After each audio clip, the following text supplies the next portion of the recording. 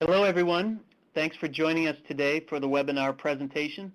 We're going to wait just a few minutes to allow people to get settled and to log in, and we'll be back in a few moments.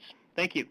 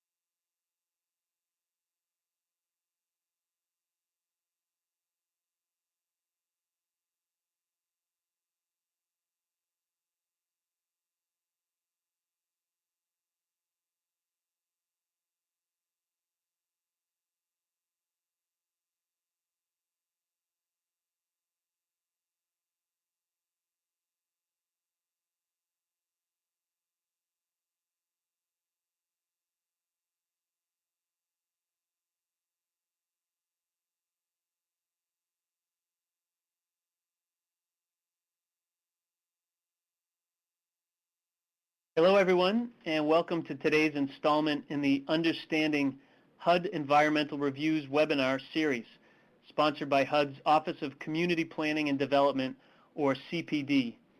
My name is John McGaugh. I work for the National Center on Family Homelessness, and I'll be the moderator for today's webinar. On behalf of CPD and the Office of Environment and Energy, I'd like to thank all of you for joining us. Today's webinar is Basics of a Part 58 Environmental Review for HUD-Assisted Projects. Before we begin, I'd like to make some logistical announcements. Today's webinar will last approximately 90 minutes, and the webinar is being recorded. You can access a PDF of the slides in handout format through the first link in the web links box on the bottom center of your screen in case you want to follow along by taking notes next to the slides. The recording and the PowerPoint presentation in full slide format will be posted on HUD's CPD Environment page. You can check the training website, also listed in the web links box, for updates to this webinar series and for in-person training opportunities. The full series and accompanying material should be available online by this winter. If you registered your email with this webinar, we will send you an email notification. As an attendee of this webinar, your microphone will be automatically muted. Please listen to the presentation through your phone for best results. The call-in information has been sent to you, and it is also listed in your meeting room screen under Audio Instructions. Another option is to use your computer speakers. This means that you'll need to turn on and turn up the speakers on your computer. Due to the large number of attendees, there may be a slight delay in the advancement of the slides. If you experience any other technical difficulties, please let us know by using the question and answer box on your screen. You may also submit content-related questions using that same box. In today's webinar, we will be answering questions throughout the presentation, so feel free to submit questions at any point during the webinar. And immediately following the webinar, you will be directed to a follow-up survey. Participants are strongly encouraged to respond to the evaluation to improve future webinars. At the start of this webinar, we will be asking a couple of simple poll questions, which you can see to the left of your screen now. Please take a moment to answer these questions. Now, today's webinar will feature Catherine Au, Liz Zepeda, and Lauren McNamara as the presenters. Catherine Au and Liz Zepeda are environmental specialists in OEE's Washington, D.C. office, who both came to HUD 2 years ago as Presidential Management Fellows. Catherine received her master's in environmental management from the Yale School of Forestry and Environmental Studies, and Liz studied environmental law at Georgetown Law. Lauren McNamara is also an environmental specialist with OEE since August of 2010. Lauren received her master's in urban planning from Hunter College in New York. And prior to that, she was an environmental education volunteer in Peace Corps Armenia. In addition to the presenters, we have Paul Moore and Debbie Peevler-Stewart on hand to answer questions during and after the presentation.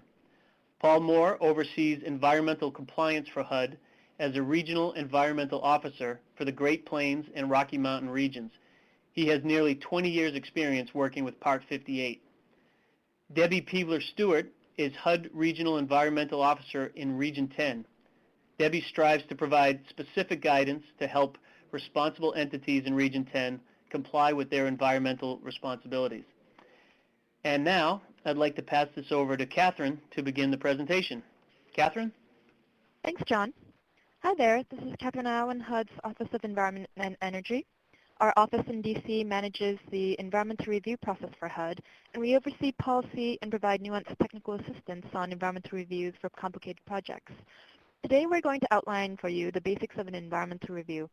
Please take a moment to tell us who you are and what your experience in environmental reviews are by using the polls on the left. This webinar is intended for people who may encounter Part 58 reviews in their work.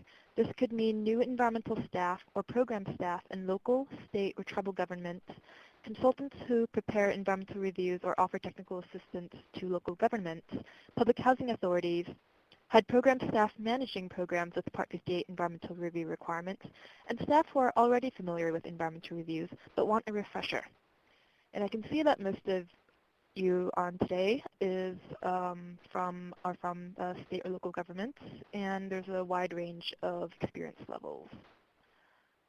Welcome, everyone. Today we will be outlining the environmental review process, and the objective of the webinar is to become oriented with Part 58 environmental reviews for HUD-assisted projects. This includes becoming familiar with the terms, requirements, process, and documentation for the environmental review. If you are new environmental staff, we hope that this webinar will get you comfortable with starting an environmental review for your projects. This means knowing how to find out what you have to do to satisfy the environmental review requirements for our programs. If you've had prior experience or training in environmental reviews, this webinar will be a good refresher to ground you in the basic components of the review. It's impossible to cover the entire environmental review process in detail in 90 minutes, but in this allotted time we will introduce you to the HUD resources available to help you work through and complete your environmental reviews. So what is an environmental review? It is a process of information gathering, analysis, and documentation to comply with the National Environmental Policy Act and related laws and authorities. When you have projects that involve a physical entity, and we'll talk more about these activities later, you are required to perform an environmental review to check for environmental impacts. This means both how the project can affect the environment and related conditions, and how the environment and related conditions can affect the project, site, and end users. For example, the project could affect resources such as historic properties, wetlands, and full source aquifers. Meanwhile, project conditions such as contamination, floodplains, noise, and airport hazards could adversely affect the end users of the site, the people who will live in or use the space. The objective of the environmental review is to document that HUD-assisted projects are not harming the environment, and that the environment is not impacting our projects. We want to provide decent, safe, and sanitary housing and community infrastructure. Performing the review may initially seem like a burdensome compliance step that's often one of the last requirements you fulfill before receiving the grant money or HUD assistance. However, as you and your local government's planning department become more familiar with environmental factors, we hope you'll be able to integrate these considerations into projects at the project planning phase. Our regulations specify that an environmental review must be performed before any funds, regardless of source, are committed to a project. This is an important point we'll return to later. So the reason for this. The National Environmental Policy Act, or NEPA for short, provides a framework for the environmental analysis required for projects with a federal nexus, meaning projects that receive some form of federal funding or assistance. We had a webinar on NEPA a few weeks ago, so I won't go into great detail about the act here. But basically, it requires federal agencies to consider the environmental impact of proposed actions early on in the planning and decision-making process.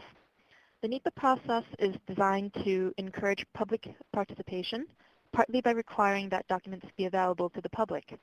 Bear this in mind as you perform your environmental review. To give you a brief overview of our regulations, Part 58 and Part 50 are the sections of HUD regulations that implement the National Environmental Policy Act.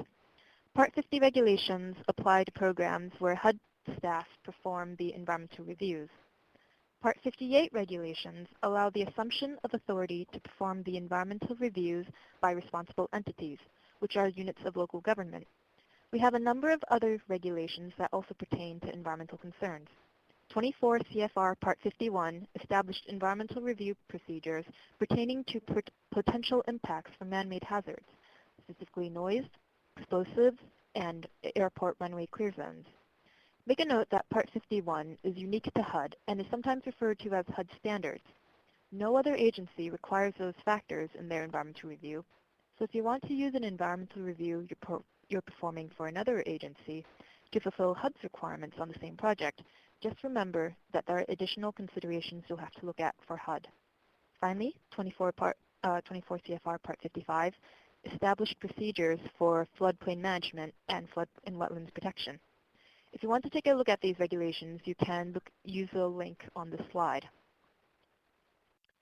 So under Part 58, responsible entities assume responsibility for performing and signing off on environmental reviews.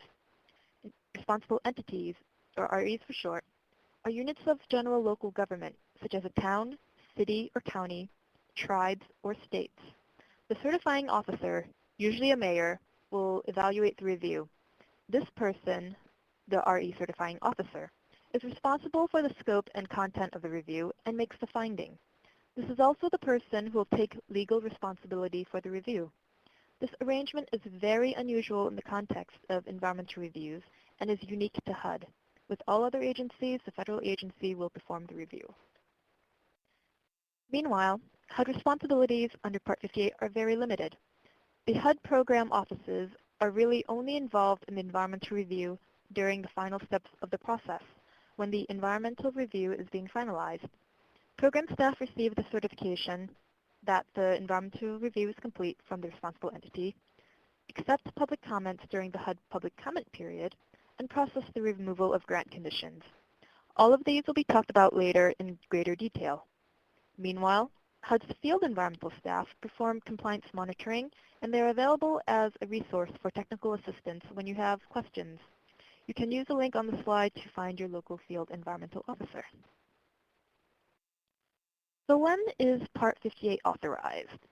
It applies when legislation for a program allows local governments to assume authority, which is to say most CPD programs and public housing programs. Exceptions include the NSP2 grants to nonprofit organizations, neighborhood initiative grants, and rural housing grants. Local governments must assume a responsibility for grants made directly to the local government when legislation permits.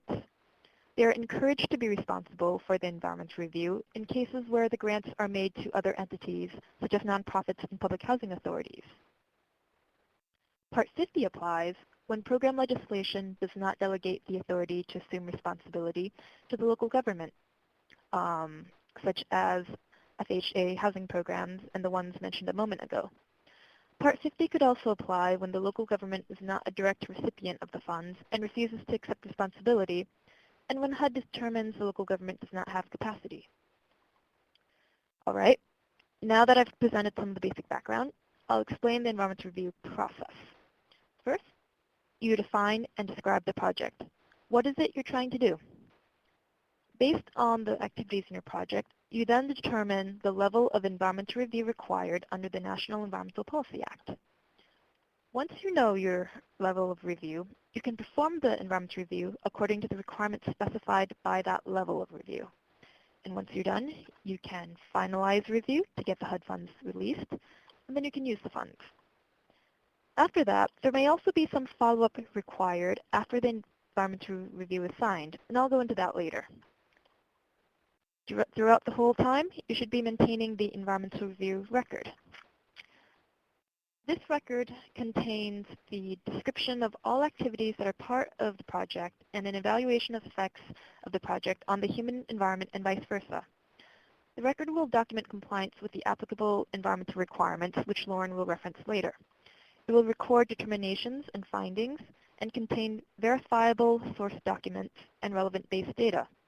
This record should be available to the public should be made available for public review, and a separate record is required for each project you do.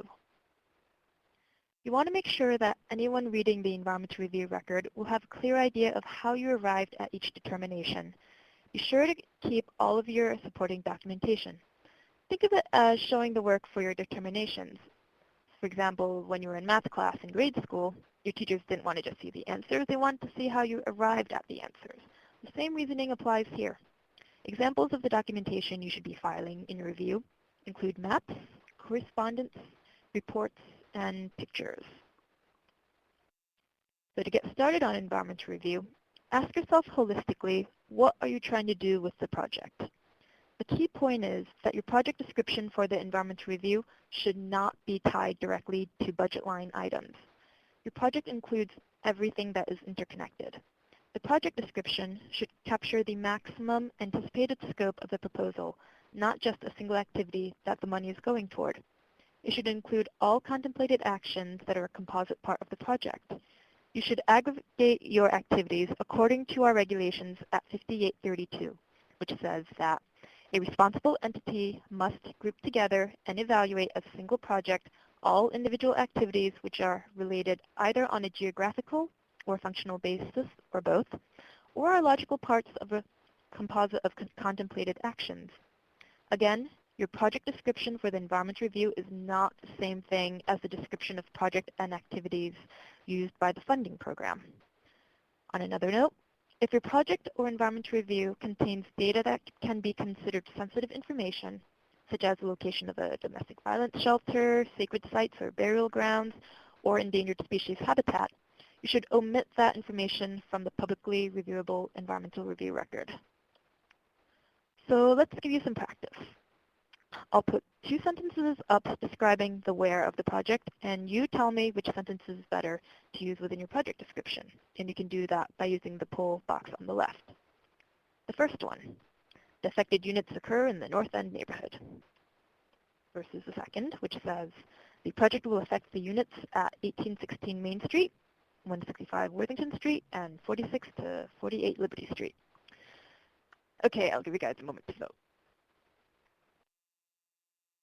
So the first sentence identifies the neighborhood, while the second gives specific addresses. The answer, the better sentence, is B, the second one, because it is more specific. It tells the reader exactly where the units are. That said, within your project description, it can be useful to identify the neighborhood and describe it for projects that require a complex review. What are the socioeconomic or demographic trends? Is it a blighted community? Why is this project important to the community? Broad-level information on the neighborhood can provide valuable context to your project description in complex projects.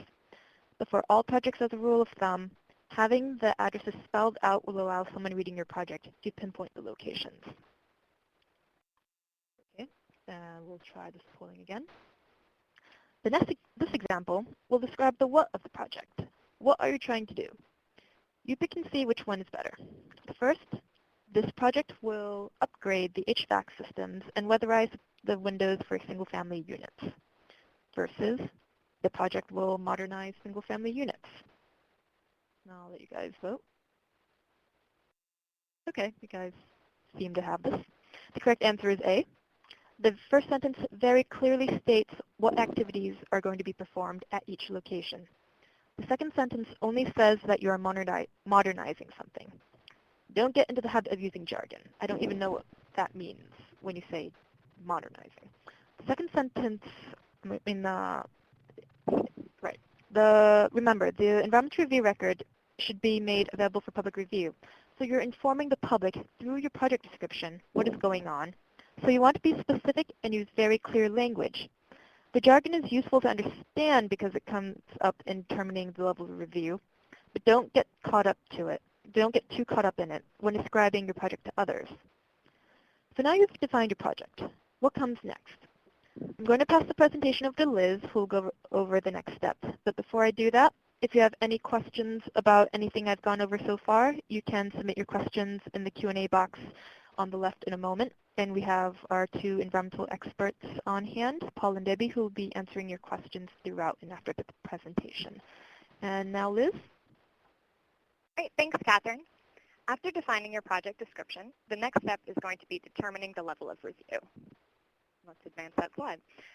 The project description feeds directly into this determination because level of review is determined by the types of activities involved in a project. There are 5 different levels of review for HUD projects, and the illustration here shows them going from the highest level of review, the environmental impact statement, to the lowest level of review, exempt. The level of review mandates how in-depth your environmental review is. So if a bulldozer is involved, that's generally going to mean a higher level of review, whereas a project that's just planning or paperwork will usually be a lower level of review. The EA is highlighted here because it is the default level of review. To be reviewed at a lower level than an EA, a project must fall into a categorical exclusion or exemption in our regulations.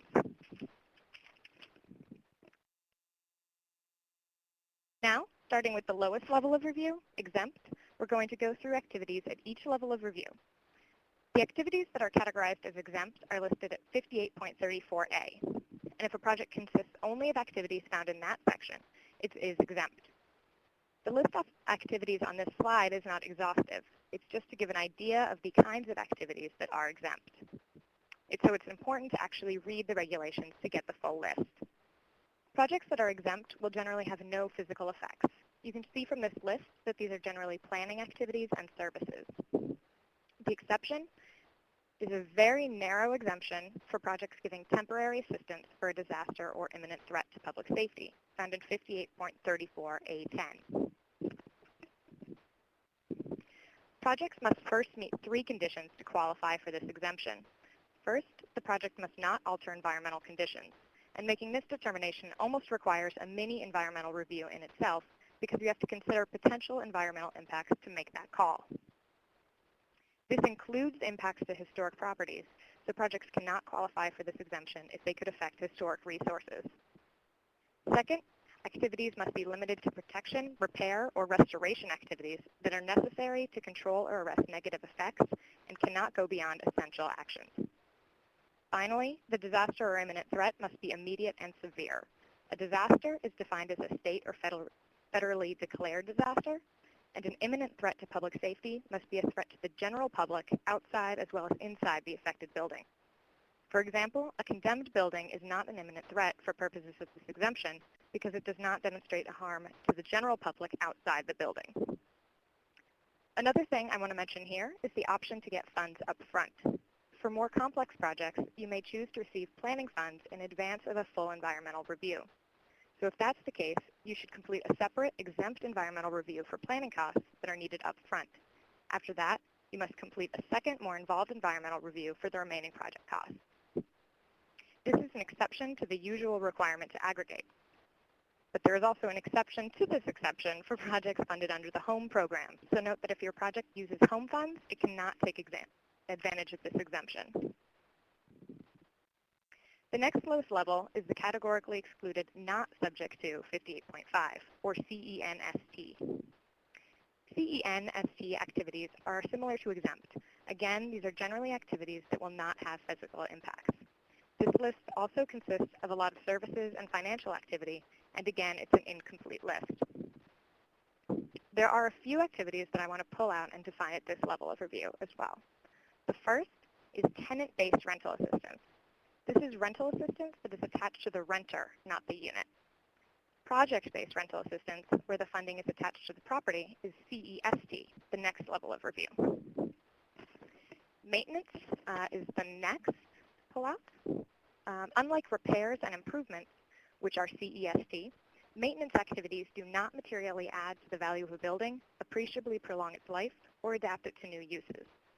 Maintenance activities include cleaning, measures to keep a building in working order, and replacement of appliances or objects that are not fixtures or part of the building. To clarify, a fixture is an object that is physically attached to the building and cannot be removed without causing permanent damage, including electrical systems, plumbing, kitchen cabinets, and staircases. So if fixtures are replaced, or any other activities that rise above the definition of maintenance are involved, that project cannot be CENST. And the third CENST activity I want to call your attention to is supplemental assistance. Where additional funding is required for a project that has already been reviewed under Part 58 by the same responsible entity, that review is CENST under 58.35B7. However, note that this categorical exclusion does not apply if 58.47 requires reevaluation of the review. Catherine will go over reevaluation later in this webinar.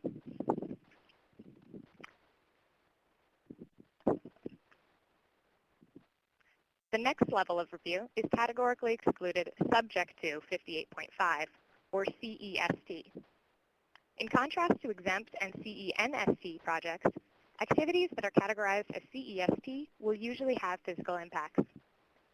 They are also more specifically defined. Our regulations at 58.35A outline very specific activities that fall into this category, and we'll go through those over the next few slides. The first categorical exclusion you see here in 58.35A1 and A5 applies to acquisition and leasing of existing buildings, vacant land, and public facilities. These activities are CEST as long as there is no change in land use. For example, from non-residential to residential, commercial to industrial, or one industrial use to another. 58.35A5 also excludes disposition of vacant land and existing buildings, again, as long as there is no change in land use. For public facilities like water or sewer lines, sidewalks, and streets, there is no exclusion for disposition. Therefore, that would require an EA. Another CEST activity is removal of material and architectural barriers that restrict mobility of and accessibility to elderly and handicapped persons. These kinds of ADA improvements will always be CEST. Now this is where CEs can get extremely technical: rehabilitation, repair, and improvement activities. Public facilities and non-residential buildings are CEST unless rehab activities lead to a change in land use or a change in size or capacity greater than 20%. CEST rehab activities with a change in size or capacity less than 20% would include replacement of water or sewer lines, reconstruction of curbs and sidewalks, and repaving of streets. Multifamily residential buildings are categorized using the same restrictions as above in that they are CEST as long as there is no change in land use and any change in size or capacity is less than 20%. But these projects have the added condition that in order to be categorized as CEST, the cost of rehab must be less than 75% of the cost of replacement after rehab. So for that analysis, you need to compare the cost of the rehab project to the appraised market value of the property. Finally, rehabilitation of single-family residential properties, which is defined for purposes of level of review as projects touching a maximum of 4 housing units, have the same condition against changes in land use and 2 new ones. First, density on site must not increase beyond 4 units. And second, the footprint of the building may not be increased in a floodplain or wetland. As you can see from these requirements, it is important to actually read the regulations to make sure that your project meets each of the requirements applying to its specific activity and project types. Another tricky section of our regulations covers what are called individual actions. HUD's regulations contain categorical exclusions for these activities only for single-family residential projects, by which we mean projects with 4 or fewer units per site. These can be 4 one-unit buildings, 1 4-unit building, or any combination in between. Section 58.35A4 of our regulations allow for CEST individual actions defined as new construction, demolition, and reconstruction, which is just the combination of the other two, in 2 situations. First, if any combination of those activities are performed on up to 4 dwelling units, where there is a maximum of 4 units on the site. And second, if those activities are performed on 5 or more housing units developed on scattered sites, when the sites are more than 2,000 feet apart and there are not more than 4 units on any one site. That one is a mouthful, so we have some illustrations to explain what a scattered site is. In these 3 illustrations, we have construction of 11 new housing units on 3 sites. In the first, each site has 4 or fewer housing units, and all sites are more than 2,000 feet apart. Therefore, that project is a CEST scattered site. The middle one, one site has 5 housing units, so that does not meet the definition of a CEST scattered site, and it requires an EA. And on the right, we have 2 sites that are less than 2,000 feet apart. So again, this project does not meet the definition of a CEST scattered site, and it would require an EA. Our next level of review is the environmental assessment, or EA. Again, this is the default. So if no categorical exclusion applies and the project isn't required to do an EIS, it is an EA by default. Generally, these will be new construction, reconstruction, demolition, major rehab, or anything involving a change in land use. And finally, the highest level of environmental review is the Environmental Impact Statement, or EIS. EISs are required for major federal actions having a significant impact on the human environment. These are generally very, very large actions beyond the scope of a typical HUD project. They are required if, after completing an EA, you determine that the project will have a significant impact. And Lauren will get into that determination later in this presentation. HUD regulations also state in 58.37 that EISs are always required for projects that in any way affect 2,500 or more units or beds in the case of hospitals. We're not going to spend a lot of time on EISs in this webinar because they're a very small part of what HUD does, but HUD grantees do complete a handful of EISs each year, so it's important to be aware of the possibility. If you do encounter a project that requires an EIS, you should refer to regulations issued by the Council on Environmental Quality, or CEQ. CEQ has thorough guidelines on this process, so refer to their regulations for format and requirements for EISs. Those are 40 CFR 1502.10. Now, before we move on to the next step in completing your Part 58 review, we're going to test your retention on the levels of review and the activities involved in each. On the left of your screen, you should see a poll question with the levels of review. And on each of the next 6 slides, I'm going to ask you to select what you think the appropriate level of review is for the project I've described. We're not going to go easy on you with this quiz. Some of these questions are pretty difficult, so don't worry if you don't get all of this down yet. The first one, we have construction of a 4-unit apartment building. So take a moment. Looks like a lot of you have already responded. I'll give you a minute. And looks like most of you are getting that one right. This is an individual action, and therefore it is CEST. You can see the appropriate citation here. Even though this is an apartment building, it only has 4 units and is therefore a single family for the purpose of level of review and fits the definition of a CEST individual action. So good job on that one. Next one. The next one is demolition and reconstruction of a 5-unit apartment building. So take a moment. And it looks like, again, everybody's done really well on this one. This was not an individual action, so it does require an EA. Because this project involves demolishing and reconstructing more than 4 units on one site, the project does not meet the requirements of a CEST individual action. There's also a reminder that for purposes of level of review, reconstruction of a building is treated the same as construction, not rehab. Next one, replacement of an office building's plumbing system. So choose your response there. And looks like this one we're getting more of a mixed response. So this one's a little tricky. This one actually is, like many of you guessed, CEST. This project would be treated as a rehab, not maintenance, because plumbing is a fixture. So a project that tears out the plumbing can't be CENST. So to review, rehab of a non-residential building is CEST if there's no change in land use and any change in size or capacity is less than 20%. In this case, the facilities and improvements are in place and are being replaced, so we can assume that the action will not increase size or capacity of the building. And there's no sign of a change in land use, so this project would be CEST.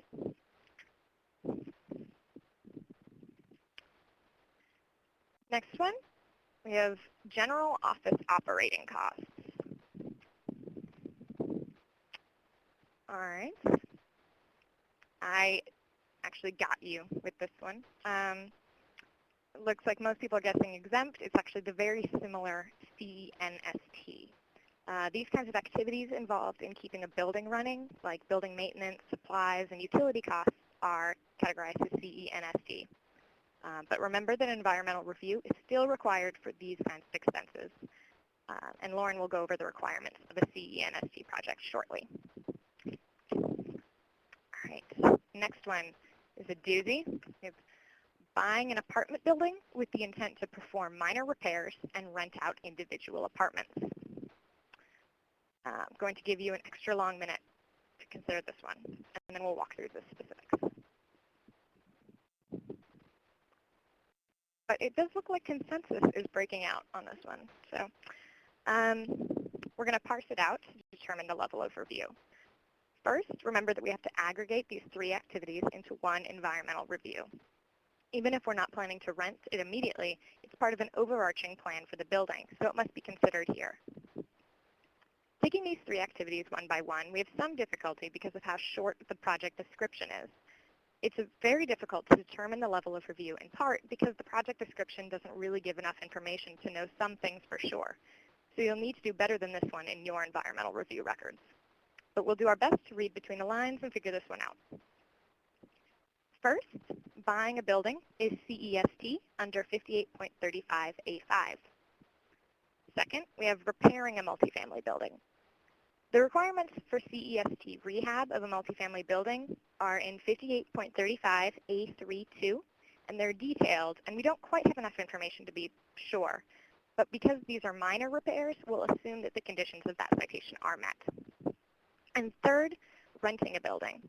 This is actually project-based rental assistance, and it's the same citation as buying a building. It's also CEST under 58.35A5. And finally, our regulations specify in 58.35A6 that any combination of CEST activities is also CEST. So, although this is a complicated project with a lot of moving parts, it is still CEST.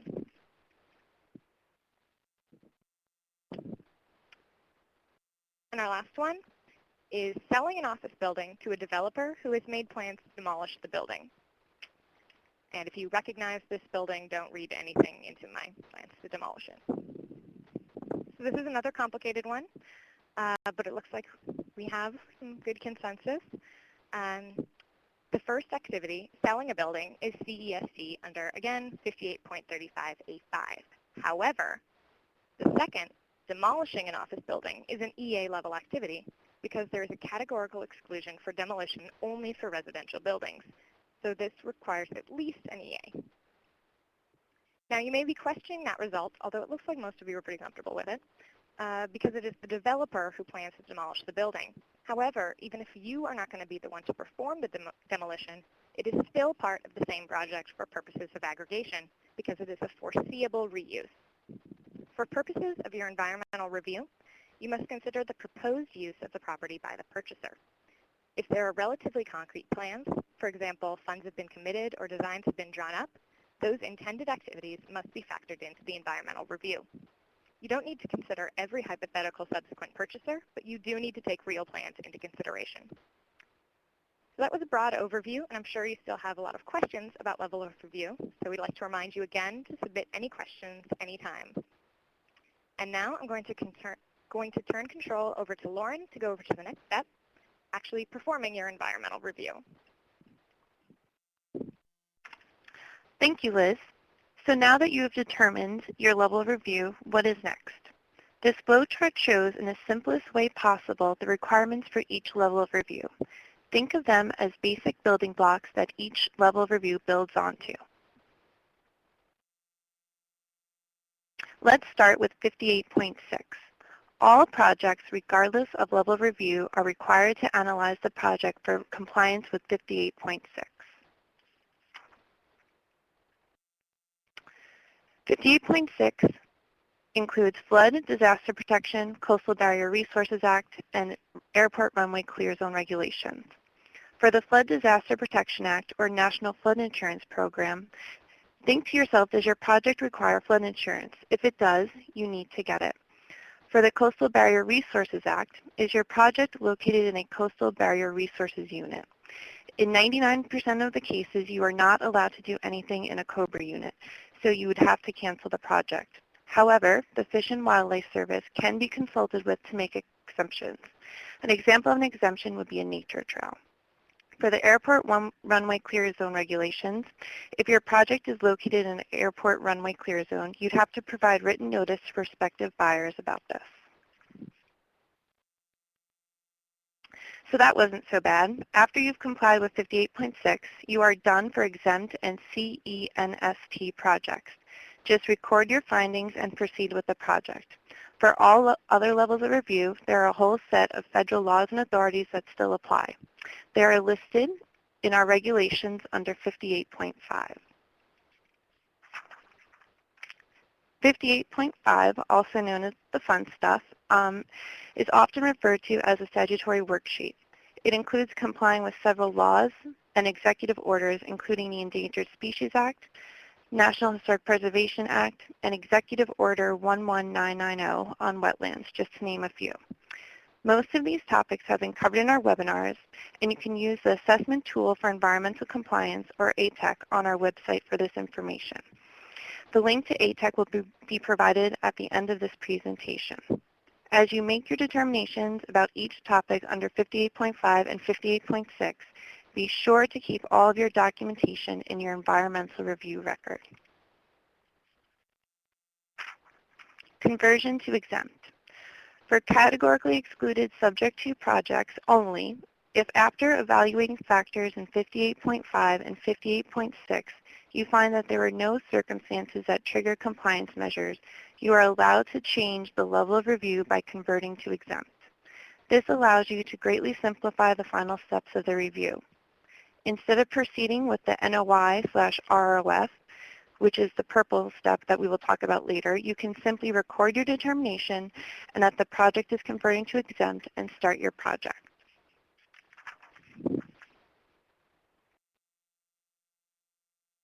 So what else is required? For environmental assessments and EISs, there are additional requirements beyond 58.5 and 58.6. We won't talk about EIS requirements in this webinar, but I will go over the environmental assessment.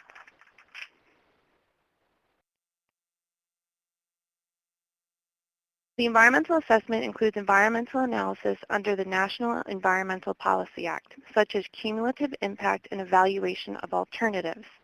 Environmental assessment factors take into consideration land development, how the project fits into the community, site safety, community facilities and services, including infrastructure, natural features, and socioeconomic conditions. After completing your environmental assessment, including 58.5, 58.6, NEPA requirements, and EA factors, you have to make a finding on your environmental review. You need to determine if your project will have a significant impact on the environment. There are two possible findings for an EA. You either make a finding of no significant impact, known as a FONSI for short, or a finding of significant impact, known as a FOSI. Significant impacts can arise if the project poses a threat to health or safety, has regional rather than local impact, has long rather than short-term impacts, impacts unique resources, violates environmental laws, or is otherwise just highly controversial. There are more examples of what is considered a significant impact in the CEQ regulations that you can find at 40 CFR 1508.27. If there is a finding of significant impact signed off by the certifying officer, then an environmental impact statement must be performed. At this stage, you should work with your local HUD field environmental officer.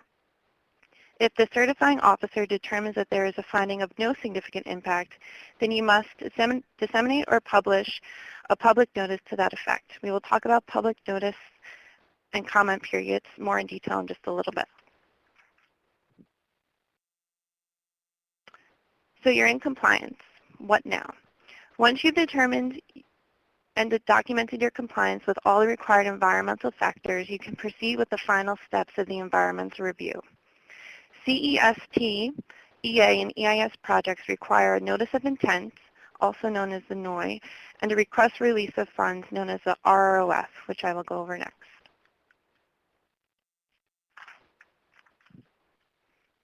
Now that you have made your environmental determinations and have the signature from your certifying officer, let the public know that you intend to submit a request for release of funds, also known as Form 701515 for this project. You can do so by posting or publishing in a manner where the public can easily find it. This can mean publishing in a local newspaper or posting in a public building such as a public library or city hall. Include in a notice a brief description of the project, any findings, and the address of the office where you will be accepting public comments on the project. So as a recap, there are two public notices. All CEST, EAs, and EISs require a NOI and RROF. EAs also require a notice of FONSI. You have the option of combining the two notices so that you are only posting or publishing once. You can refer to the chart on this slide for the length of time for the comment period.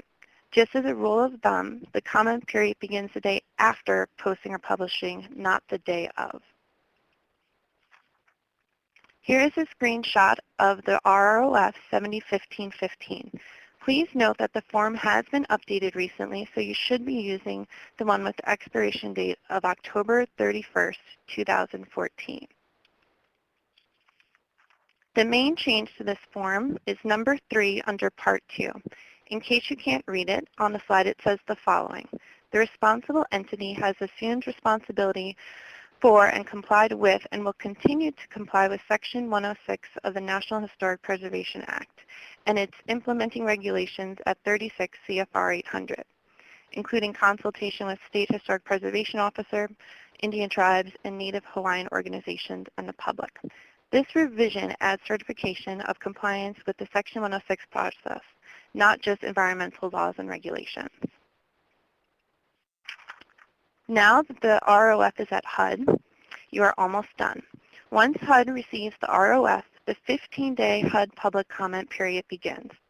The public may submit objections to the approval of the RROF directly to HUD during this stage.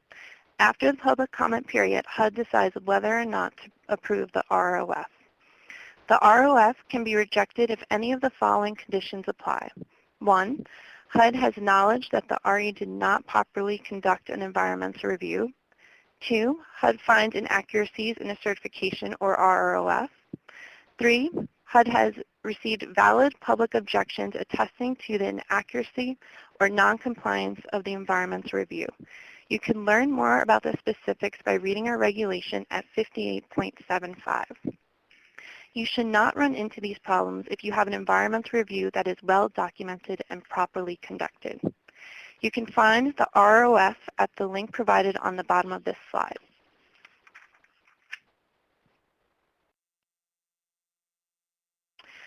If all is well and there is no reason to reject the request for release of funds, then HUD approves and releases funds by filling out the Authority to Use Grant Funds, or Form 7015.16.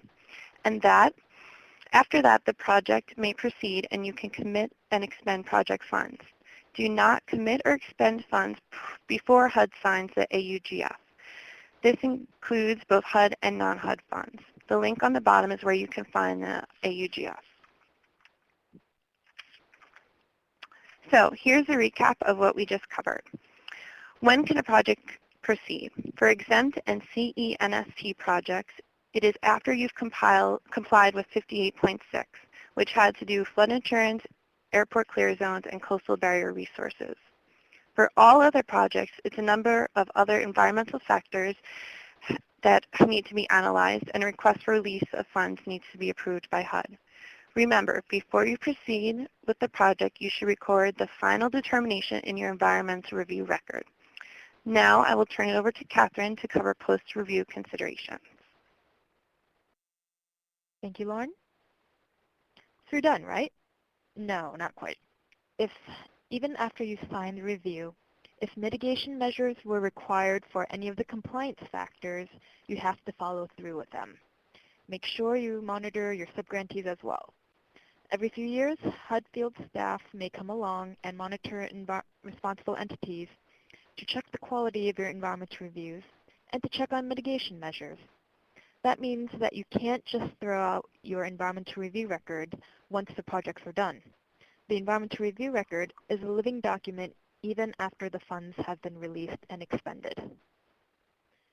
In some instances, it must be updated with a reevaluation of project changes when any of the following apply. If there is a change in the nature or extent of the project, if there are new environmental circumstances or conditions, or if you decide to select a different alternative that was not in the original course of action. If the original findings are still valid, document your determination with a memo in your review.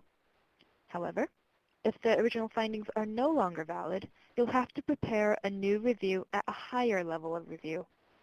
So a CEST project would need to be elevated to an environmental assessment, or an environmental assessment would need to be elevated to an EIS. So to sum up, an environmental review is an analysis of the impacts of both the project on the environment and the environment on the project. Under Part 58, the responsible entity certifying officer becomes the responsible federal official for NEPA responsibilities. Funds cannot be obligated, committed, or expended prior to the completion of the environmental review. The RE must create an environmental review record with verifiable resources and documented findings for each project. And the documentation of your findings should demonstrate due diligence and no arbitrary or capricious decisions. All of your findings must be supported. And finally, the goal of the process is to improve projects or ensure that projects do not adversely affect human health and safety or the environment. Some of the common mistakes people make are failing to aggregate interdependent activities into a single environmental review. Sometimes the environmental review record lacks traceable source documentation. Sometimes project funds are committed before the request for release of funds has been submitted or before you've obtained the authority to use grant funds. Sometimes the reviews failed to address the HUD environmental standards, which we talked about were noise, airports, explosives, and toxics.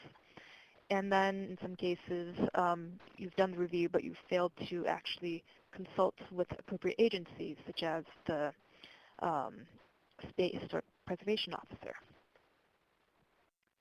Now that you understand the basics of an environmental review, of Part 58 environmental review, I'm going to introduce very briefly a tool that can help simplify the process and reduce repetitive discussions of the same issues. The National Environmental Policy Act allows tiering of environmental reviews. So instead of doing separate environmental reviews and publishing separate public notices for projects that share many of the same conditions, you are allowed to tier projects into two levels of analysis. The broad level of review can occur before you know the exact locations of the projects.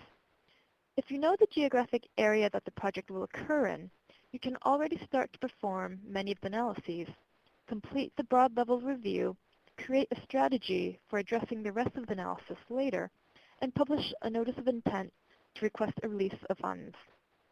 Then, when you know the actual address of the projects, you perform site-specific environmental reviews that address all the concerns that you weren't able to go over in the broad level review.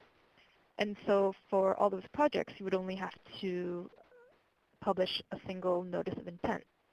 For example, let's say your city has received a pot of funds for single-family rehabilitation and that a target neighborhood has been identified.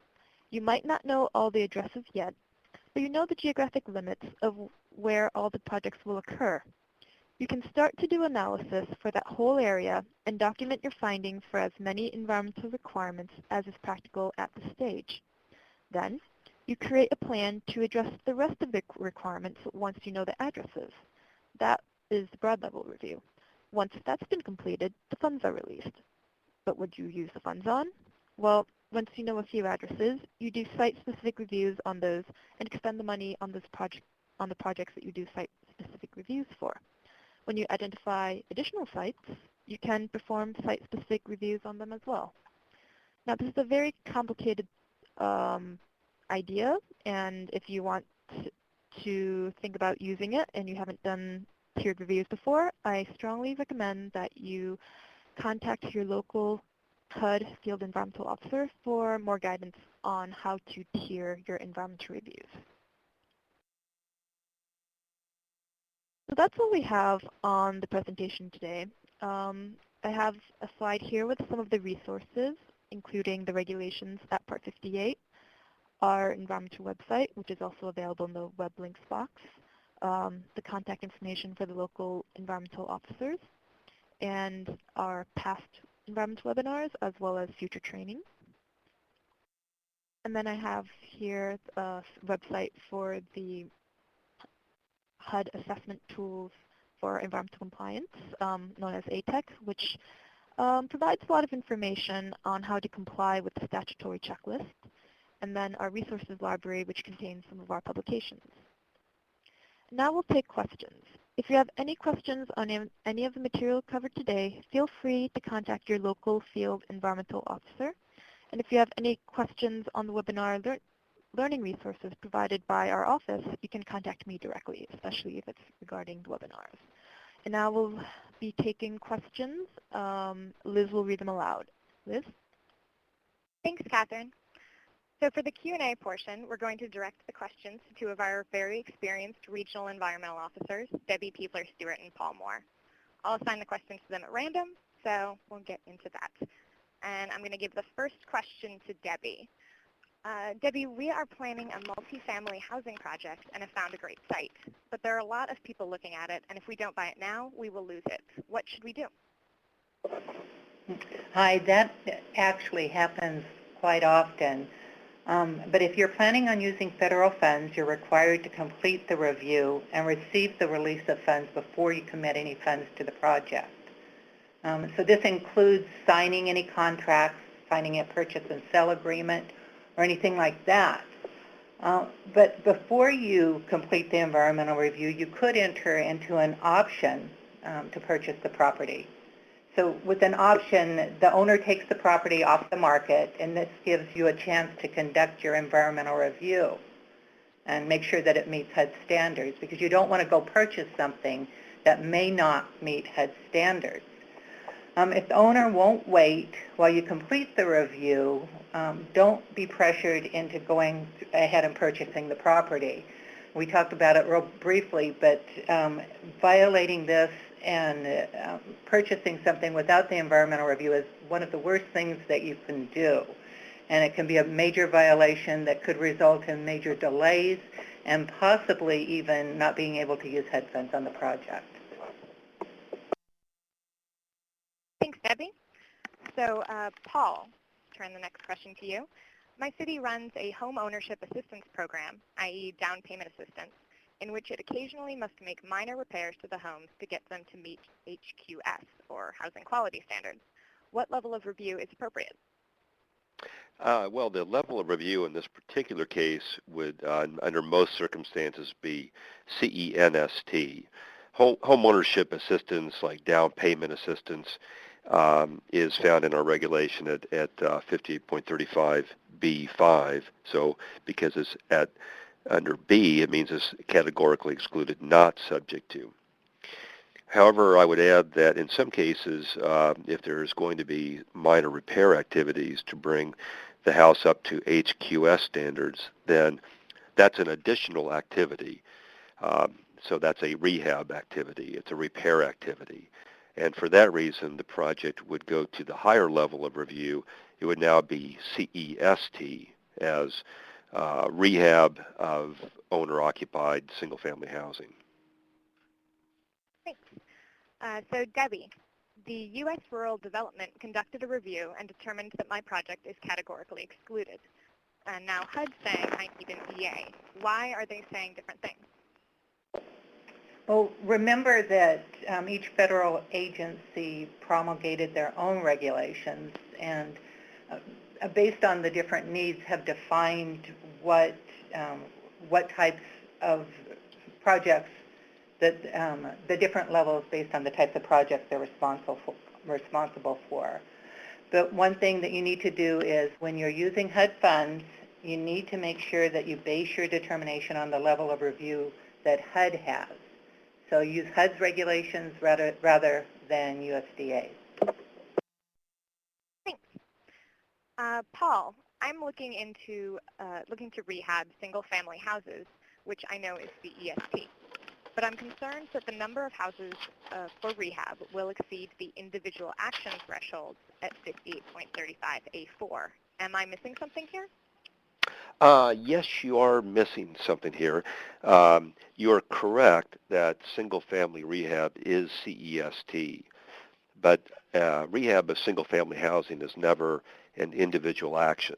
That's a different part of the regulation that deals with actually demolition and new construction and reconstruction.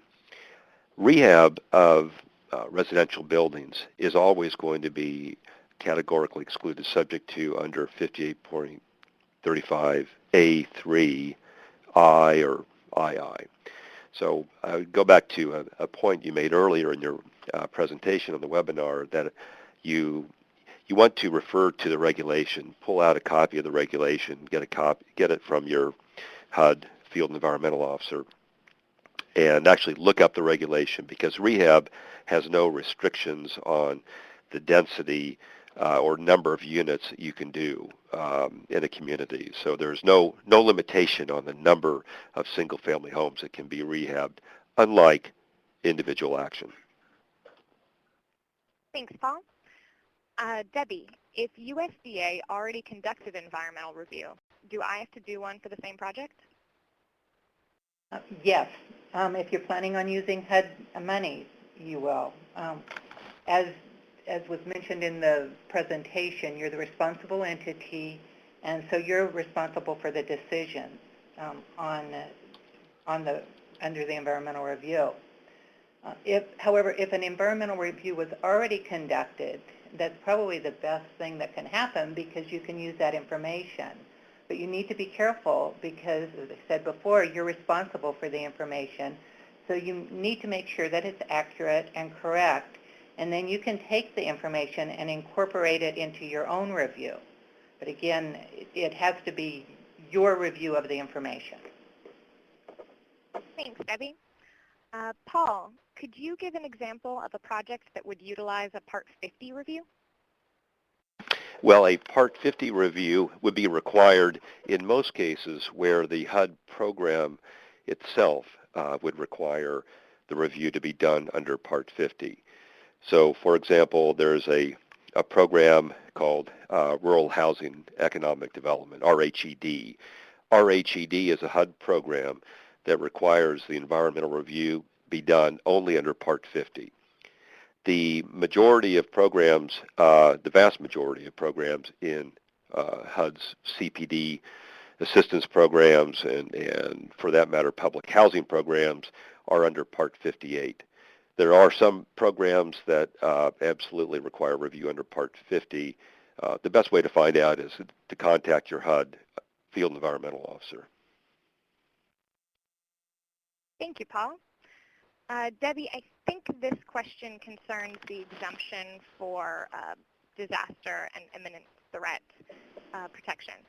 Is boarding open windows and doors on homes considered an exempt activity? It's difficult when you're looking at hearing just a little bit about a project to make any type of determination on it. But generally, that's the first place that I would look if I were looking at boarding, because it probably could fall within that. But when you call your field environmental officer, your regional environmental officer, and you ask a general question like that, they're going to need additional information before they can come back and say, yeah, that definitely fit. But generally, that probably would fit within that area. Thanks. And Paul, this next question I think is on the same topic. Could you define temporary? I guess the question I would have is temporary with respect to what? I think it's also referencing the disaster exemption. Yeah, well, I would say that, and I hope I can answer the question adequately for the person who asked the question, but the provisions that relate to imminent threat really do not get utilized very often. They have a very specific use only in the case of a presidentially declared disaster or something of that nature. So it does have limited application. Temporary improvement might be something, some shoring up of a building or some tarps that you might place over a building. So in the webinar you discussed, if a historic building or a building that could be historic has been neglected, you're not using this provision of the exempt provision of the regulation to demolish the building. Rather, what you could do is put a tarp over the building, put up barricades to keep people out of harm's way. Those would be temporary actions. Thank you, Paul. Debbie, our next one is a little complicated.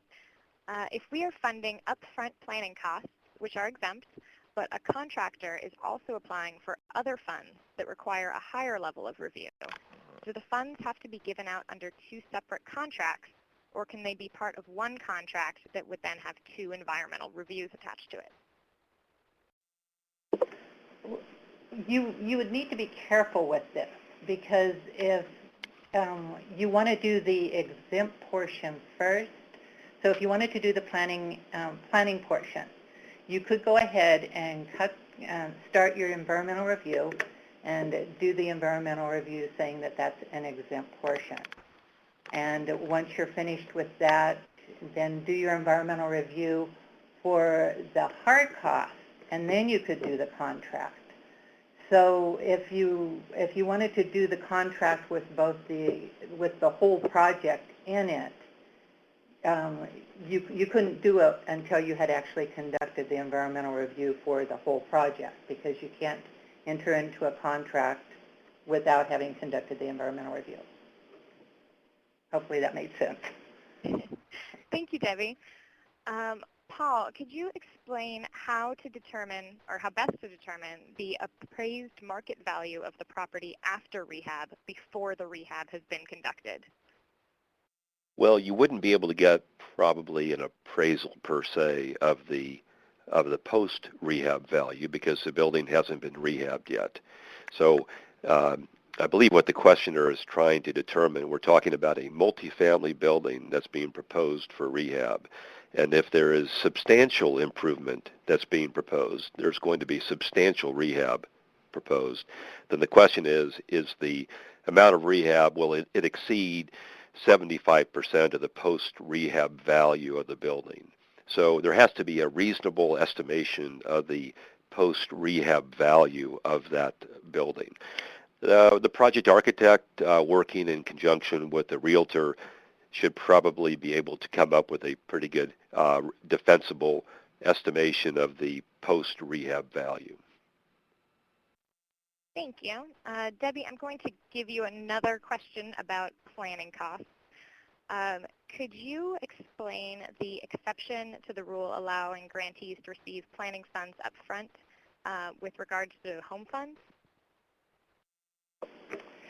Actually, with the home regulations that were just put out not long ago, it was really clearly explained in that. And I believe that the idea with the home program is that you don't, in order to have the planning portion of it, you have to consider the entire project.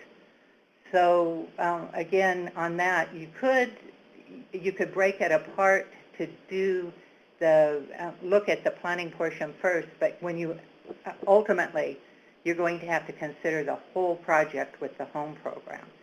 And this is really clearly explained in the home regulation, so it suggests for any of you doing home program to go back and look at that. Thanks, Debbie. Paul, if carrying out a jurisdiction-wide program over several years with a target of addressing blight, which may include acquisition, rehab, demolition, new infill construction, and disposition, can there be a single review that covers all of these activities?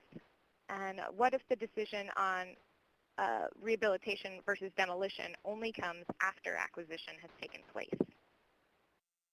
Oh, boy. I could ask you to repeat that question. There are a number of activities that you listed there, and it's important that the environmental review not overreach. And, for example, if the project anticipates doing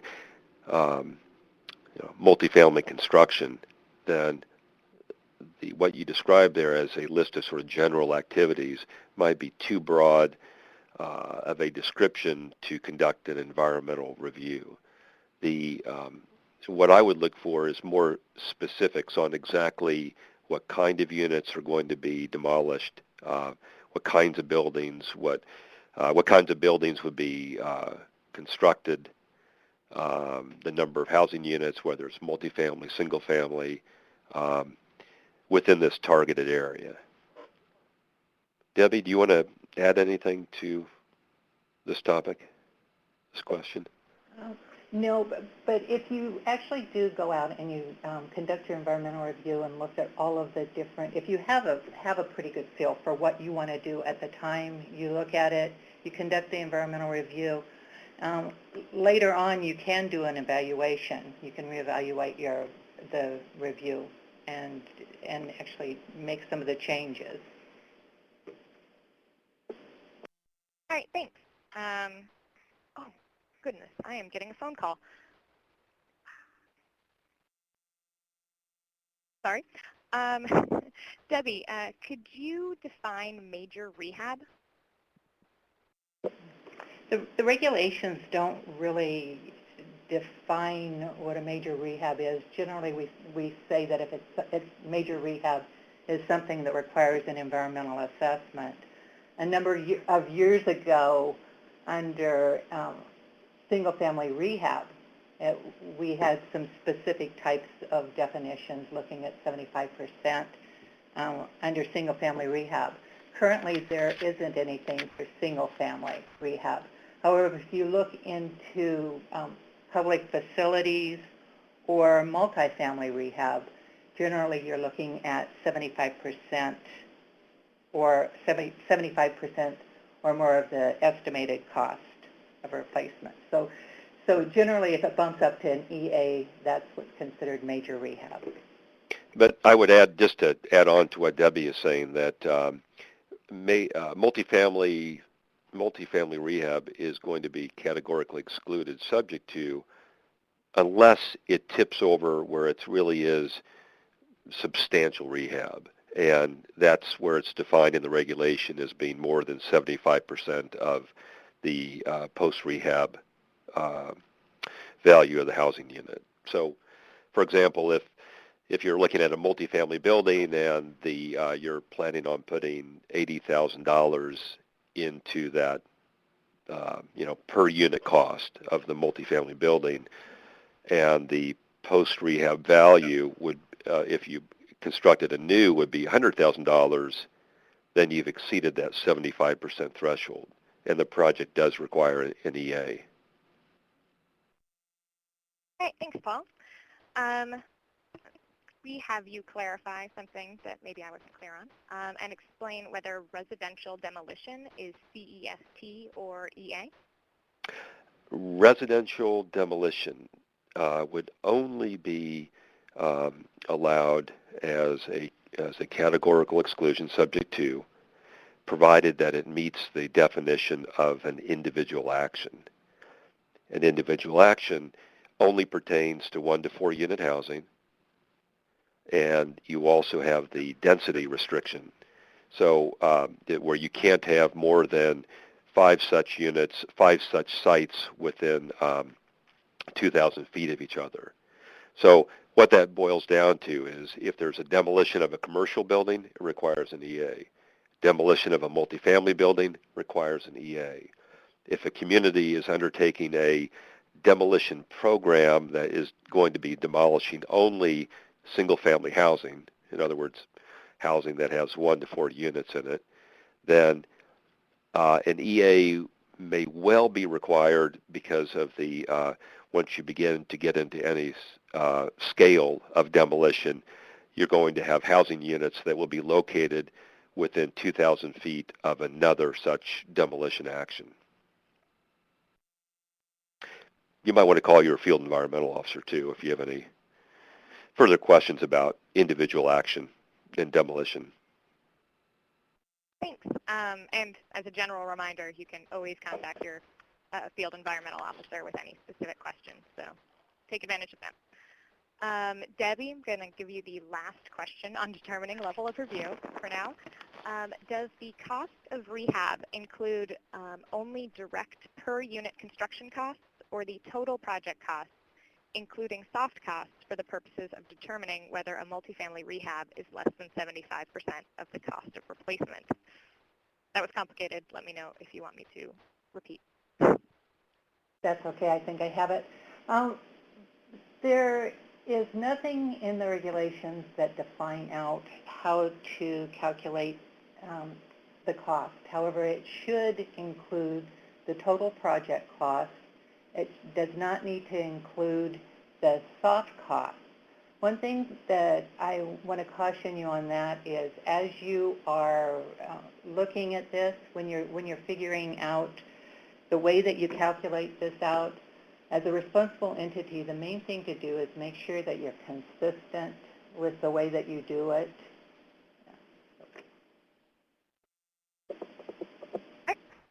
Thank you. Paul, how do CENST projects differ from exempt? I don't quite understand the distinction. Well, to be honest, it's somewhat of a distinction without a difference. The reason for it is because the NEPA, the statute itself listed out certain activities that were exempt. Then when HUD was developing its NEPA regulations, in other words, Part 58, Part 50, it came up with additional activities that didn't fit within the NEPA definition of exempt. And so we were required to develop a separate category of activities, which are, now we call it categorically excluded, not subject to. So from a functional basis, they really are the same thing. Not subject to and exempt are really the same kind of thing. Neither one requires a request for release of funds, and therefore there shouldn't be a request for release of funds made. Both require written determinations. What I would say is that you do want to. It's kind of like the game where you put the square peg in the hole where that peg fits. You want to fit your activity in as well as you can within either the exempt determination, the particular citation, or correspondingly the particular citation under a categorical exclusion not subject to. Thank you, Paul. Debbie, one of the slides mentioned that 58.6 applies to all projects. However, our city is not near an airport or a coastal zone. Do we still have to address those? Yes, you do. One thing that I recommend out here is that when you're looking at your community, you may find that there are a number of things that don't apply. So what I suggest when I'm working with the responsible entities in Region 10 is that they start a central file. And with the central file, they can set and make a map showing where the project is in relationship to any airports. If there aren't any around, they can write off how far they are away from them. They can also show that there are not any coastal zones, potentially sole source aquifers, wild and scenic rivers. There are a number of things that may not impact your community. but you do have to show that you have considered them. So once you've considered them, you have your file, and then you don't have to keep going and making more copies. You don't have to just keep documenting. And use your central file to show in your environmental review record, say, see central file to see that there are no coastal areas within our community. And it's a streamlining way to do your environmental review. Thanks. Paul, I've performed a Tier 1 review at the EA level, and the funds have been released by HUD. What are the statutory notice requirements for a Tier 2 EA level project review? Well, if you completed an environmental assessment and then you followed through with the FONSI notice and did your request for release of funds and obtained HUD's approval, the authority to use grant funds, then you've met the public notice requirements. So if you're talking about a situation where you're using tiering procedures with an environmental assessment, and as long as you're following the procedures that you laid out in your environmental assessment, following through upon when you're doing your site-specific reviews, if you're not departing from those parameters that you established in the first tier review, in other words, the environmental assessment, then there are no further public notice requirements that have to be met. It's possible, however, that you could encounter a situation where you are now doing something that you had not anticipated that you would be undertaking in the environmental assessment. That would trigger a reevaluation of the environmental review record, and I'm speaking specifically at 58.47 of our regulation, 58.47. And it's possible that you would then have to do a new FONSI notice or other notices associated with that action. Thanks, Paul. Debbie, can the NOI be done before the environmental review has been completed? No. All right. No, you have to complete your environmental review before you can make any sort of certification saying that you've completed it. So you complete the process that you do is you complete your environmental review, and that includes making determinations on all of the different elements. So, for instance, under historic preservation, you can't say, okay, later on we're going to contact the SHPO. You have to make sure you've completed all of your determinations, and if it's a categorically excluded subject to project, then if the project, if nothing's triggered, the project converts to exempt, and you don't have to post. If you have to have completed the environmental review to know whether anything is triggered, for one thing, so you can't go forward with that. Under an EA, you complete the full environmental review, and then you can post. Thanks, Debbie. Paul, is it acceptable to post an NOI RROF or a FONSI notice rather than publishing it? And if so, is there guidance regarding where that notice must be posted? Well, I would refer you, yes, the short answer is yes. You can post in lieu of publishing. If you're posting, then the posting requires a slightly longer period for public comment. So, for example, if a NOI is published, the public comment period is 7 days. So you publish once in the newspaper, the public comment period is for a full 7 days. If you're posting, then the comment period is 10 days.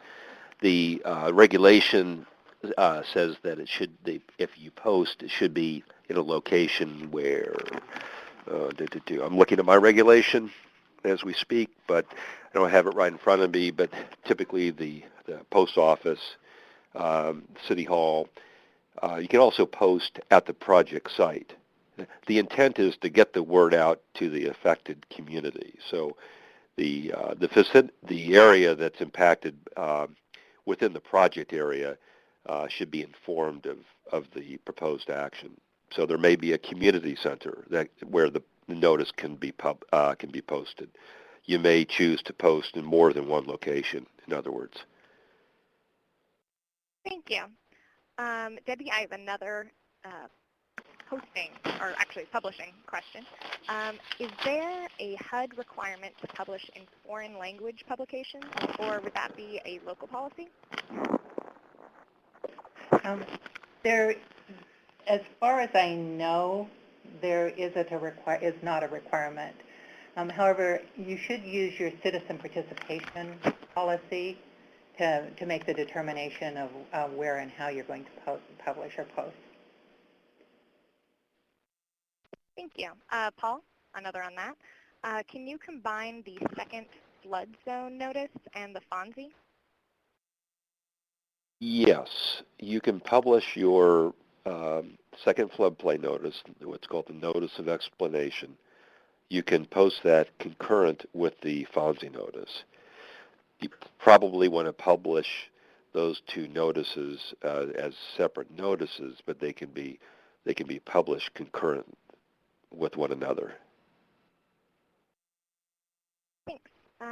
Debbie, can a grantee pay a consultant to conduct an environmental assessment for us, and how best can you do that?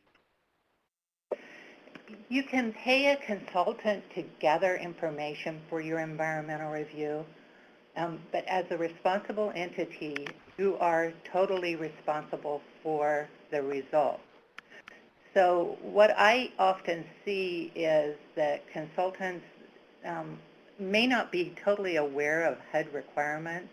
As a responsible entity, you are responsible to be aware of them. So again, it may make a whole lot of sense to go out and have somebody do a BA for endangered species or to do a survey for different types of things. But in the long run, it comes back to you as responsible entity. One thing that when you're doing it, make sure that you get people a consultant that does know HUD regulations. Thanks, Debbie. Paul, could you provide an example of when you would publish a FONSI without the NOI RROF? Yes, I would say that most of our grantees tend to publish a FONSI notice along with the notice of intent. We call that a combined notice.